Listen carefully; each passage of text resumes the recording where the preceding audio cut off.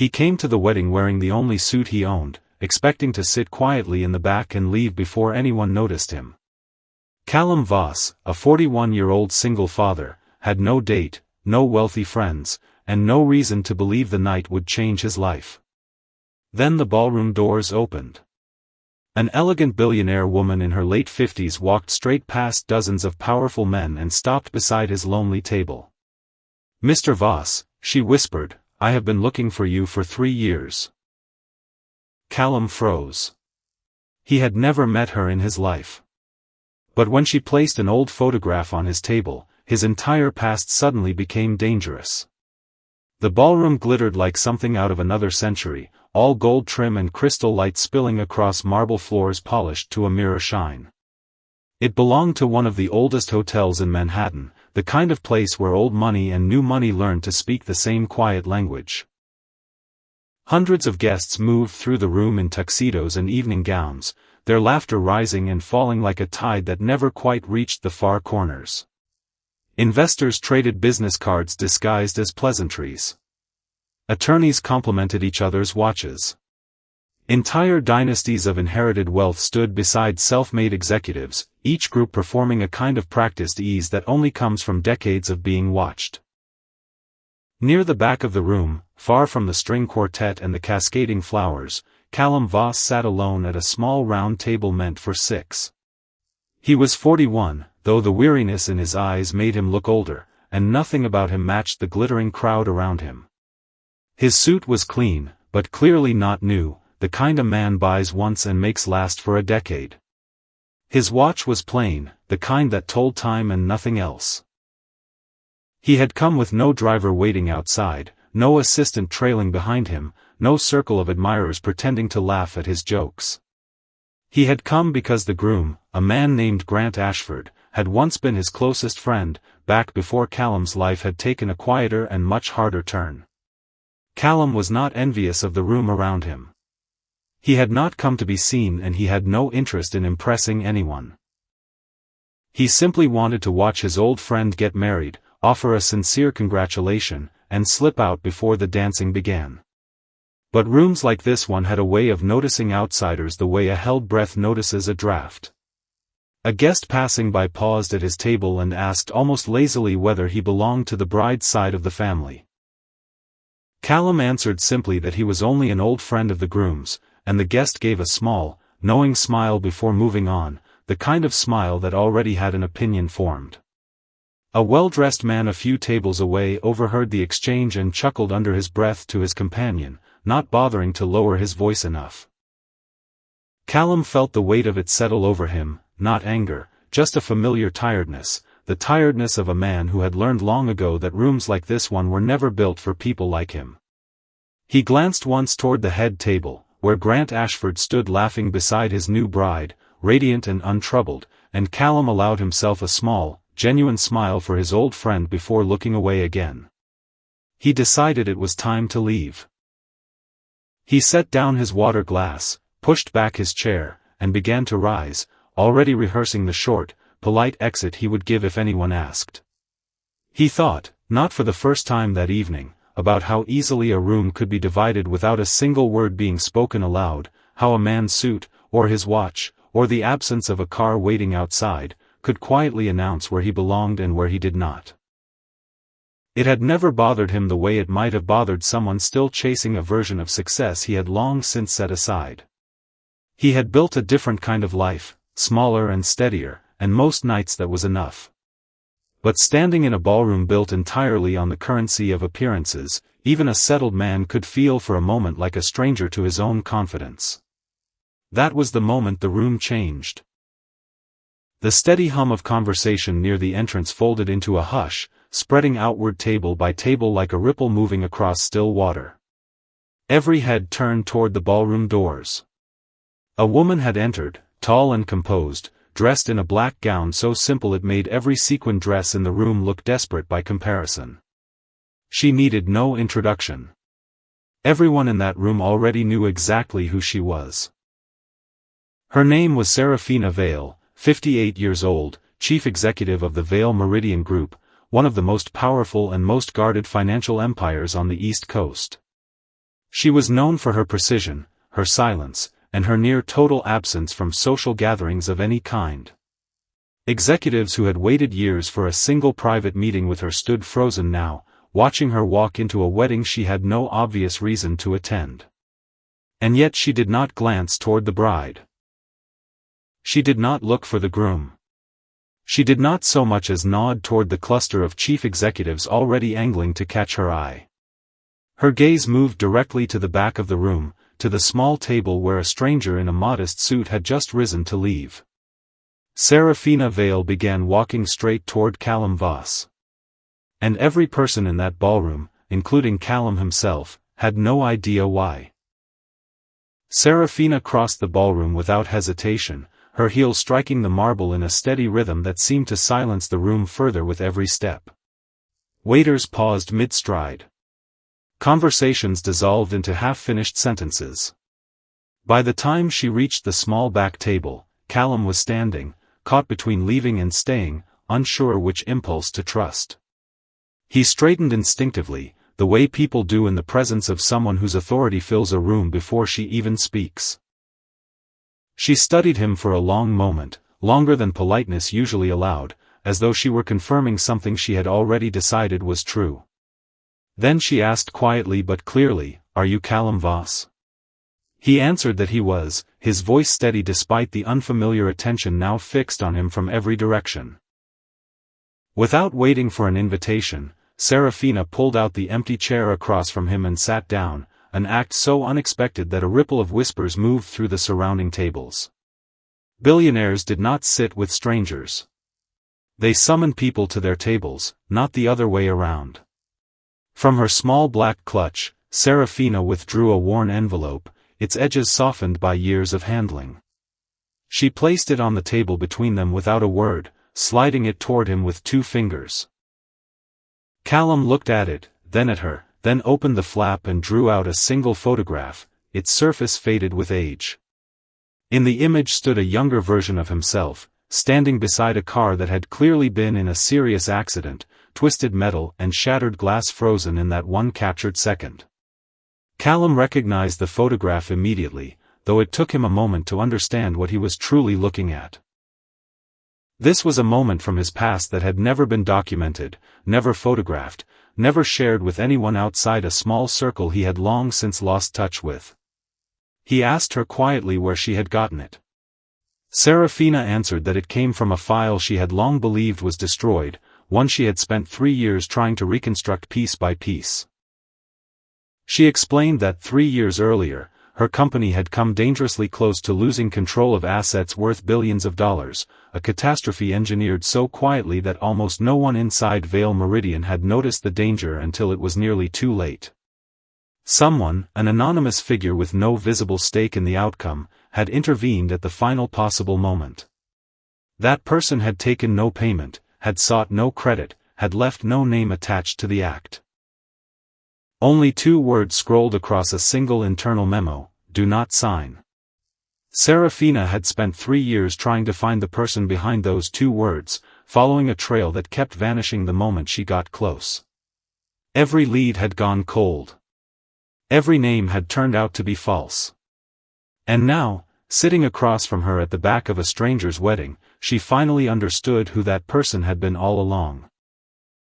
Callum immediately denied it, insisting he had only performed a brief, unremarkable technical repair for Vale Meridian years earlier, nothing more than routine maintenance work that anyone in his former field could have done. But Serafina's eyes did not waver. She leaned forward slightly, her voice dropping low enough that only he could hear it over the distant music. "You did not simply fix an error," she said. "You stopped something far larger than that, and I think you knew exactly what you were stopping." Callum's jaw tightened. The easy explanation he had rehearsed for years suddenly felt thin in his own mouth. Serafina held his gaze without blinking, and in that stillness, surrounded by hundreds of oblivious guests, she said the words that would unravel everything he had spent years trying to leave behind. "You saved my entire empire, and I have been trying to thank you ever since." What Serafina did not yet know was just how much of Callum's past remained buried beneath the quiet life he now led. Years before that wedding, Callum Voss had been one of the most gifted financial systems engineers in the industry, though almost no one outside a small circle had ever known his name. He avoided recognition the way other men avoided debt. He had a rare, almost unsettling gift for noticing the exact place where a system's architecture concealed a flaw, the kind of flaw most analysts walked past 100 times without ever seeing. He never sought conferences, interviews, or public credit.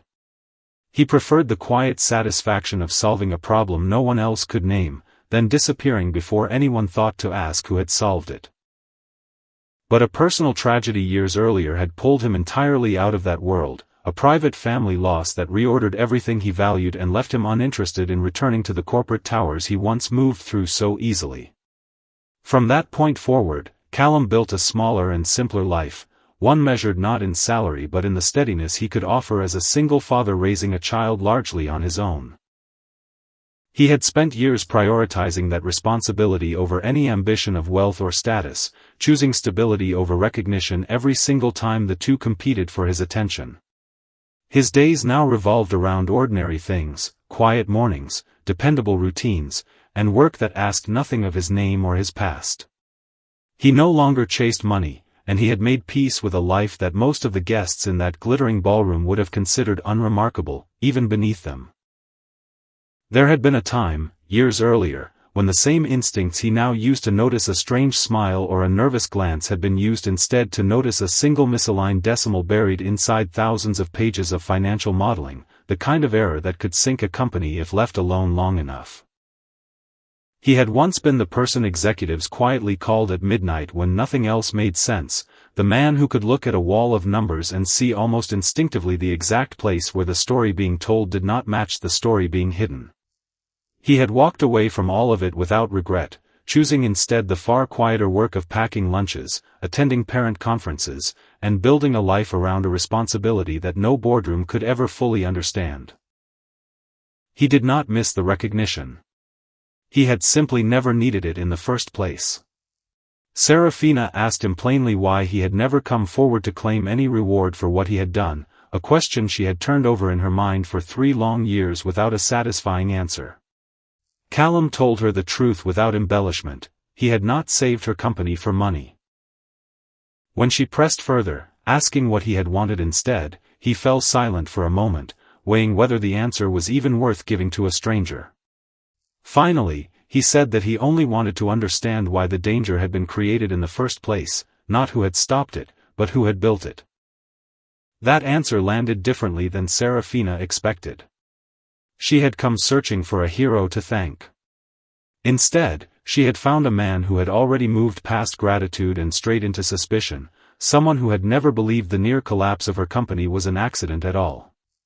Callum's quiet certainty told her something she had spent 3 years refusing to consider, that the danger to Vale Meridian had not come from outside forces or market misfortune, but from somewhere much closer to home.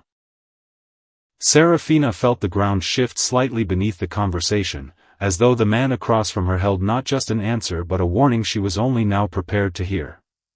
Neither of them noticed at first the man standing near the edge of the stage, who had gone very still the moment he recognized the two of them speaking together. He watched for only a few seconds before turning and walking briskly out of the ballroom, weaving through waiters and guests with the urgency of a man trying not to look like he was running. The mood in the ballroom shifted for Serafina almost immediately, though nothing around them had visibly changed. She scanned the crowd with new attention and found the face she had been half expecting to see. A senior figure from her own company standing near the head table with a drink he had not touched in several minutes. His name was Bennett Rohr, 52 years old, one of the most trusted advisors within Vale Meridian, and a man Serafina had once considered nearly family. Bennett had helped her build much of what the company had become over nearly 2 decades, standing beside her through every acquisition, every crisis, every late night spent rewriting strategy on hotel stationery. He was, by every outward measure, the most loyal person in her professional life. But Callum noticed something the moment his eyes landed on Bennett across the room, something Serafina herself had missed entirely in the relief of the reunion. It was not surprise on Bennett's face. It was fear, sharp and immediate, the kind that flickers across a person's expression before they can control it. Callum leaned in and told Serafina quietly that she should stop speaking with him so openly in this room. When she asked why, his answer was simple and unsettling: because that man over there already knows exactly who I am. Serafina glanced toward Bennett again, and this time he turned away almost too quickly, as if the act of looking back had cost him something. Callum explained in a low and measured voice that years earlier he had discovered an unusual pattern buried inside a routine set of financial transactions, small irregularities that individually meant nothing but together suggested something deliberately hidden. Just as he had begun tracing the pattern further, the entire file had been sealed without explanation, cut off from his access as though someone had been watching his progress in real time. At that period, only a small handful of people held the clearance necessary to lock a file that quickly, and Bennett Rohr had been one of them. Serafina resisted the idea instinctively, the way anyone resists a betrayal they are not yet ready to name. Bennett had stood beside her for almost 20 years. He had helped her navigate hostile takeovers, board disputes, and family disagreements over inheritance that had nearly torn the company apart before it ever truly began.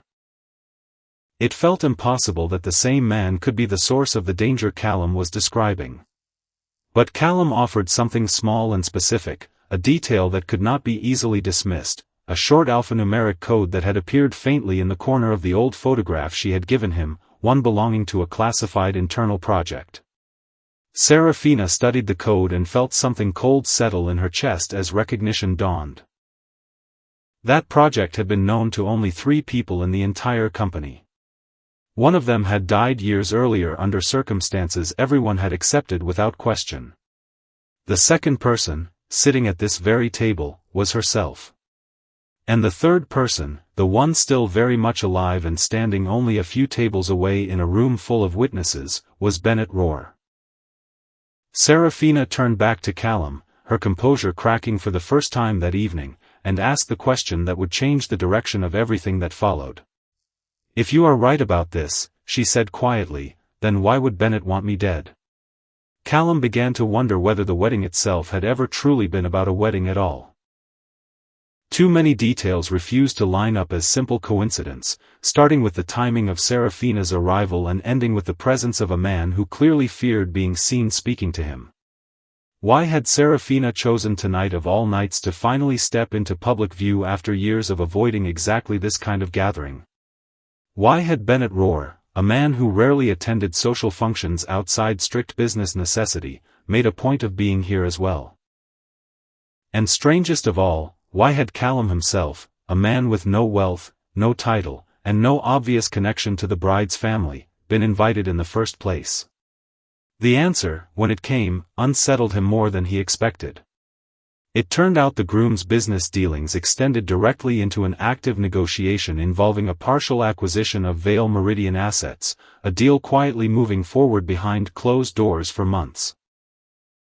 Serafina admitted, in a voice that had grown noticeably careful, that she had come to this wedding specifically to meet a source, someone who had promised her information critical to understanding exactly how deep the threat inside her company truly ran. That contact, however, had not yet appeared, and the silence around their absence was beginning to feel less like a delay and more like a warning. Callum's old instincts returned to him almost against his will, the same instincts that had once made him invaluable inside rooms full of people who never noticed the smaller details. He began watching the room differently, tracking the movement of wait staff who lingered too long near certain tables, noting the positions of security personnel stationed at exits that had no obvious reason to be guarded so heavily. He counted how many guests had quietly slipped out of the ballroom in just the last several minutes, more than seemed natural for any ordinary reception. Then his attention caught on something small and easy to overlook, a single phone resting on the edge of a table reserved for the most prominent guests. It did not belong to anyone seated nearby, and no one had reached for it since Callum had begun watching. He moved toward it slowly, careful not to draw attention, and the screen lit briefly with an incoming notification he was close enough to read: 11:15 tonight, everything ends. He stepped back from the table slowly, careful not to draw the attention of the two men standing nearby in low conversation, their postures a little too rigid for casual wedding chatter. One of them wore an earpiece disguised beneath his collar, the kind of detail only a man who once studied systems for a living would think to notice. Callum let his eyes move across the room once more, cataloging exits, counting faces he did not recognize among the catering staff, and feeling the old familiar tightening in his chest that used to come right before he found something no one wanted found. Callum returned immediately to Serafina and told her what he had seen, watching her expression shift from confusion to genuine alarm as the meaning settled over her. She asked him what he believed was about to happen, and he admitted honestly that he did not yet know the specifics, only that the shape of it felt dangerously familiar. When she pressed him further, asking why a stranger's message on an unattended phone frightened him so deeply, his answer carried the full weight of experience rather than speculation. "Because I have seen a message like that before," he told her quietly, "and it never once meant something good."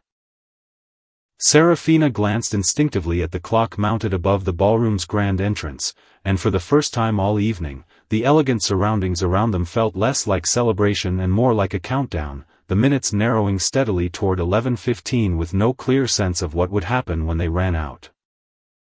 Serafina led Callum away from the noise of the reception through a quiet corridor to a small private room usually reserved for wedding party preparations, now empty except for a single lamp and two chairs facing each other. For the first time that night, she allowed her practiced composure to fall away entirely, admitting things she had never said aloud to anyone outside her own closest circle. She was not, she told him plainly, entirely innocent in the story that had brought them both to this room years earlier. In the early, ambitious stretch of building Vale Meridian into what it eventually became, she had placed enormous trust in a small group of advisors, trust she now understood had been dangerously uneven. Bennett had helped her expand the company far beyond what she could have accomplished alone, guiding acquisitions and negotiations with a steady hand she had come to rely on completely. But somewhere along the way, quietly and patiently, he had also begun constructing a network of influence entirely his own, one that answered to him long before it answered to her. She spoke slowly, choosing each word with the care of someone unaccustomed to admitting weakness in front of another person, and Callum found himself listening not as a former engineer sizing up a problem, but as a man genuinely moved by the effort it clearly took her to be this honest. The lamp between them cast a soft light across the small room, and for a moment neither of them said anything at all, the silence carrying more weight than either was ready to fill with words. Serafina asked Callum directly for his help untangling the full extent of what had been hidden inside her own systems, a request that clearly cost her something to make. Callum refused at first, telling her honestly that he had spent years deliberately staying away from that world and had no desire to be pulled back into it now, regardless of what was at stake. Serafina did not argue or plead. Instead, she told him simply that she was not looking for another employee to add to her payroll. She was looking for the one person left who was not afraid of her. Callum asked what exactly he would gain by agreeing to help her, and her answer surprised him more than any figure she could have offered. Freedom, she said, was the only thing she believed she could genuinely give him. When he pressed her to explain, she admitted she had quietly studied enough of his life to understand something important about the man in front of her. Callum had never wanted to become the wealthiest man in any room. He wanted only to stop being controlled by a past he had never fully resolved. She proposed placing him in charge of an independent fund, one built specifically to correct old mistakes buried deep within the company's history, mistakes that had never been properly accounted for. Callum still hesitated, unwilling to commit so quickly to something with consequences he could not yet fully measure. But then Serafina said something quieter and far more honest than anything spoken between them so far. "I am not looking for you because of the money," she told him. "I am looking for you because I trust you." It was in that small, unguarded room, far from the noise and performance of the ballroom outside, that something began between them, neither had expected nor planned. It was not sudden or theatrical, not the kind of instant spark found in careless romance. It grew instead from something steadier, built on mutual respect and the strange intimacy of two people who now shared a secret large enough to reshape both their lives. Callum finally exhaled and said the words that would set everything in motion. "All right," he told her. "I will help you." What he did not yet know was that Serafina herself was still holding back the largest secret of all, one that would test everything they had just begun to build between them. The apartment he shared with no one now felt different in those first few nights of work, papers spread across a table that usually held nothing more complicated than bills and grocery lists. He worked late into the night the way he used to years ago, a cup of coffee going cold beside him as he traced numbers across 3 separate monitors borrowed from a friend who no longer used them. It was strange, he thought, how quickly the old rhythm returned, as though the years away had only paused something rather than ended it. Callum began his investigation quietly, working through the fragments Serafina provided with the same patient precision that had once made him one of the sharpest minds in his field. Within days, he uncovered a shell company tied directly to Bennett Roar, layered carefully through several intermediaries designed to obscure its true ownership from anyone conducting a routine review. It was exactly the kind of structure a man like Bennett would have known how to build, methodical and nearly invisible to anyone without the patience to trace it back far enough. But as Callum dug deeper into the surrounding documents, a name he had not expected began appearing alongside Bennett's, threaded quietly through the same paperwork. It was Serafina's own name, attached to an authorization dated years earlier, one she had clearly not mentioned during their private conversation. Callum brought the documents directly to her, watching closely as her expression shifted from confusion to something heavier, something closer to guilt. Serafina admitted without excuses that she had signed a confidential agreement many years before, one she had believed at the time was routine and largely unremarkable. She had never imagined Bennett would eventually use that same agreement as a foundation for something far more damaging. But her signature, however innocently given, had been the very thing that opened the door Bennett later walked through unchallenged.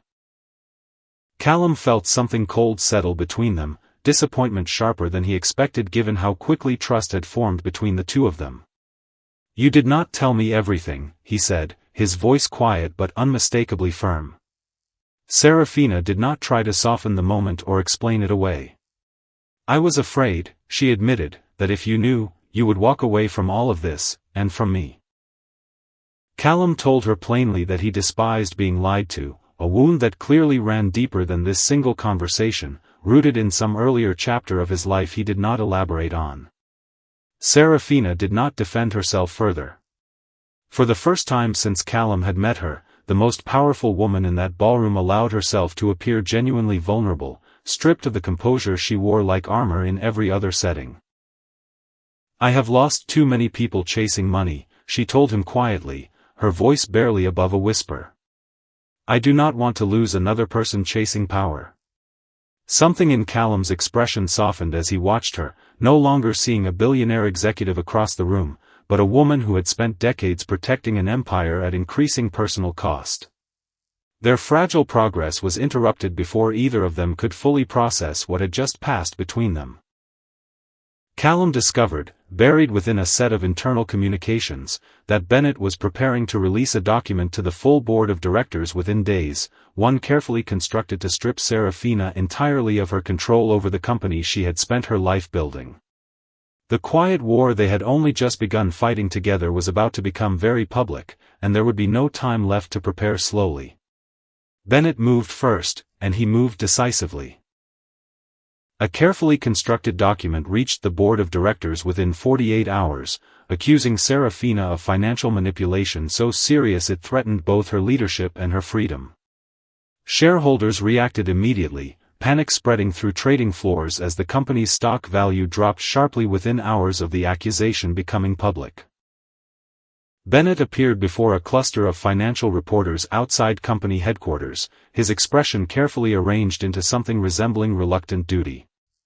"I am only protecting this company," he told them, his voice calm and convincing in a way that made Serafina's stomach turn when she watched the footage. Later that evening, Serafina found herself isolated almost overnight, watching colleagues who had stood beside her for years suddenly grow distant, unwilling to be seen defending someone under this level of scrutiny. Loyalty, she realized bitterly, had always been more fragile than she allowed herself to believe. But Callum did not retreat, and he did not hesitate. He returned fully to the skills he had spent years trying to leave behind, moving through spreadsheets and transaction records with the same quiet intensity that had once made him invaluable to institutions far larger than this one. Working through the night, Callum found what he was searching for buried inside Bennett's carefully constructed document, a single inconsistency small enough that most reviewers would have overlooked it entirely. It was nothing more than a discrepancy in formatting, an irregularity in how one particular data set had been altered before submission.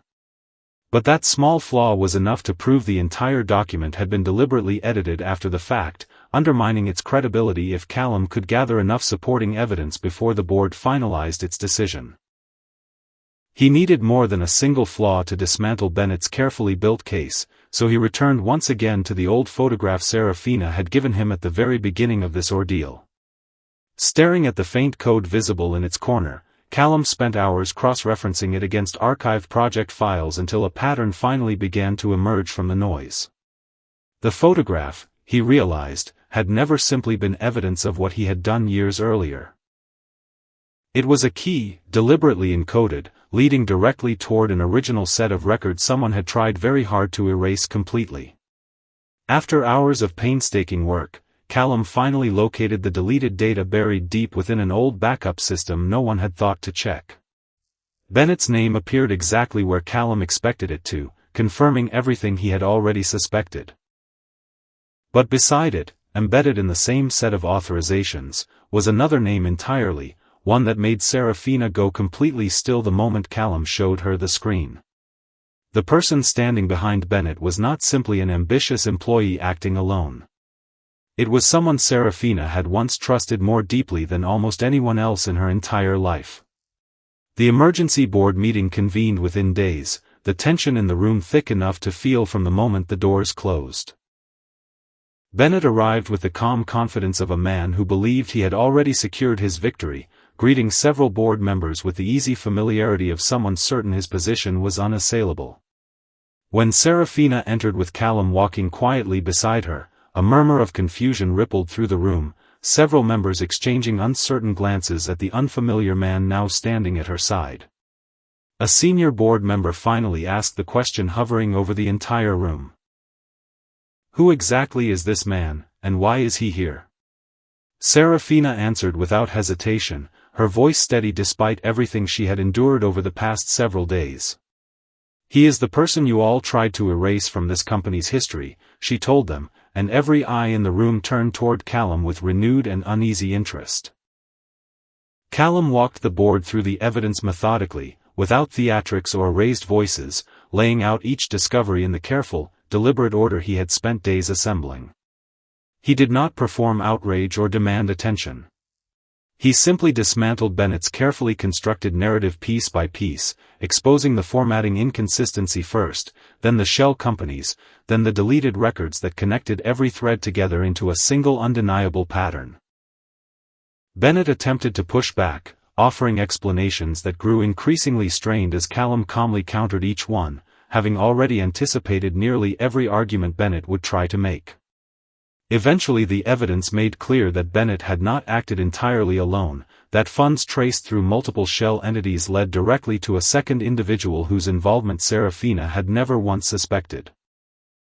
The full scope of the conspiracy unfolded before the stunned board, layer by layer, until nothing remained hidden. For a long moment after Callum finished speaking, no one in the room said anything at all. Bennett's confident posture had folded inward, his hands gripping the edge of the table as though it were the only thing still holding him upright. One board member finally broke the silence, asking quietly how long Bennett had known his position was built on evidence that would not survive real scrutiny. Bennett offered no answer, and his silence spoke more clearly than any statement he could have made in his own defense. Bennett's authority within the company was stripped from him before the meeting even concluded, his carefully built case collapsing entirely under the weight of evidence he had never expected anyone to find. Serafina, meanwhile, was fully cleared of every accusation leveled against her, her reputation restored in the eyes of a board that had nearly abandoned her only days earlier. And yet, despite the clear victory, Callum found himself unable to feel entirely settled by what had just happened. He noticed something shifting in Serafina that went beyond simple relief. She no longer seemed interested in rebuilding her empire exactly as it had existed before, no longer content to continue running the company using the same instincts that had allowed someone like Bennett to operate undetected for so many years. She wanted instead to correct the things she had spent decades quietly overlooking. After the meeting ended, she found Callum waiting near the elevators, and she asked him softly where he intended to go next. "Home," he told her simply. "And what about me?" she asked. Callum looked at her for a long moment before answering. "That is something only you can decide." Serafina's answer came without hesitation, her voice steady in a way it had not been throughout the entire ordeal. "Then let me be the one who decides this time," she told him, and something in the quiet certainty of those words settled between them like the first calm moment either of them had known in weeks. Months passed, and Vale Meridian slowly transformed under the weight of everything that had come to light. Serafina voluntarily relinquished a portion of her own authority, redirecting significant resources toward a new initiative built specifically to support people the corporate world had quietly discarded over the years, much the way it had once discarded the man who eventually saved her company. Callum took on a role as an independent advisor, deliberately avoiding any title that would place him back inside the machinery of ambition he had walked away from so many years earlier. He never became the wealthiest man in any room he entered, and he never sought the kind of recognition that had followed Serafina throughout her career. He needed no elevated position, no headline, no seat at the head of any table. He simply continued living the same modest, deliberate life he had built for himself long before any of this began. But something had changed nonetheless, quietly and permanently. The people who mattered now understood exactly what he was worth, not in dollars, but in the steadiness he brought to every room he entered. The fund Serafina built in those following months quietly grew into something larger than either of them had initially imagined, reaching people who had spent years being overlooked by systems built to reward only the loudest voices in the room. Callum never asked for his name to be attached to any of it, content instead to watch the work unfold from a distance, offering guidance only when someone specifically sought it out. Serafina, for her part, began appearing less often at the kind of glittering events she once used to command, choosing instead the quieter meetings where real decisions were actually made. Eventually, the story circled back to where it had first begun, inside a ballroom filled with candlelight and quiet celebration. This was not the same wedding that had started everything months earlier. It was a smaller, private gathering held long after the chaos had settled, once every consequence had been faced and every truth had finally found its place. Callum arrived wearing the same simple, understated suit he always wore, unchanged by everything that had happened around him. Serafina crossed the room toward him, and this time there were no hundreds of eyes watching, no boardrooms waiting to pass judgment, no hidden agendas lingering beneath polite conversation. There was no empire to defend, and no conspiracy left to untangle. There were only two people who had each spent years being quietly alone in very different ways, finally standing together without anything left to hide. "Do you remember the first time I walked toward your table?" she asked him, a faint smile already forming at the corner of her mouth. "I remember," Callum answered. "What were you thinking?" she asked. "I thought you wanted to discuss business," he admitted. And Serafina laughed softly, the sound warmer and more unguarded than anything he had heard from her during those first tense weeks. "I thought the exact same thing," she told him, shaking her head slightly at how far they had both come since that night.